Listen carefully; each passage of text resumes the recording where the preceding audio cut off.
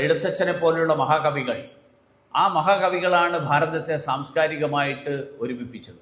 ഇന്ന് ഭാരതീയ പാരമ്പര്യത്തെയും മഹാപുരാണങ്ങളെയും ഒക്കെ നമസ്കരിക്കുകയും അവഹേളിക്കുകയും ചെയ്യുന്ന ഒരു കാലഘട്ടം, അല്ലെങ്കിൽ അങ്ങനെയുള്ളൊരു അതൊക്കെ എന്തോ ഒരു വലിയ തെറ്റാണ്. ഇപ്പോൾ ഈ അടുത്ത കാലത്ത് നമ്മുടെ PM ശ്രീ എന്നുള്ള പദ്ധതി വന്നപ്പോൾ ആ പദ്ധതിയെക്കുറിച്ച് അതിനെ ആക്ഷേപിക്കാൻ വേണ്ടി പലരും പറഞ്ഞത് ഈ വ്യാസനെയും എഴുത്തച്ഛനെയും ഒക്കെ പഠിപ്പിക്കുന്നത് മഹാപരാധമായിട്ട് കാണുകയും അതെന്തോ നമ്മുടെ പരിഷ്കൃത സമൂഹത്തിന് യോജിക്കാത്തതായിട്ട് കാണുകയും വോൾട്ടയറും ഇലിയട്ടും വേർഡ്സ്വർത്തും ഒക്കെ പഠിക്കുന്നത് വലിയ പരിഷ്കാരമായിട്ട് മാത്രം കാണുകയും ചെയ്യുന്ന ഒരു സമൂഹം.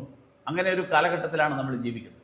അങ്ങനെ ഒരു കാലഘട്ടത്തിൽ ജീവിക്കുമ്പോൾ സ്വാഭാവികമായും ഇതിനെയെല്ലാം ആക്ഷേപിക്കാൻ വേണ്ടി കാവ്യവൽക്കരണം, പിന്നെ സംഗി, ഇങ്ങനെയുള്ള പല വാക്കുകളാണ് ഉപയോഗിച്ചെന്ന് ആക്ഷേപിക്കുന്നത്. അതുകൊണ്ട് സനാതന പാതയെ അംഗീകരിക്കുന്നവരെല്ലാവരും ചാതുർവർണ്ണക്കാരും അപരിഷ്കൃതരുമാണ് എന്ന് ആക്ഷേപിക്കുന്നത് തന്നെ വസ്തുതകൾക്ക് നിരക്കുന്നതല്ല.